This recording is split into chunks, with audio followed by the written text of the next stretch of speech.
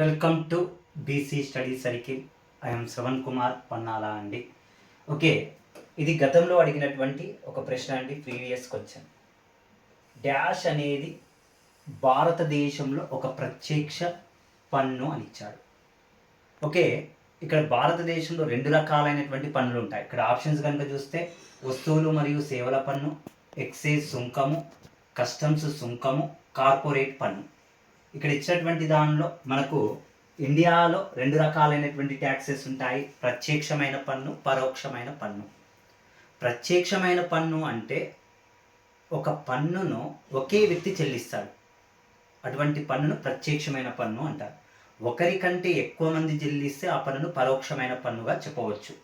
ఇక్కడ ఆప్షన్స్లో వస్తువు మరియు సేవల పన్ను అని ఇచ్చాడు. GST, goods and services tax, excise సుంకం, ఉత్పత్తి సుంకము, ఒక వస్తువు తయారీ మీద వేసేటువంటి పన్ను, ఇది కూడా పరోక్షపు పన్నే.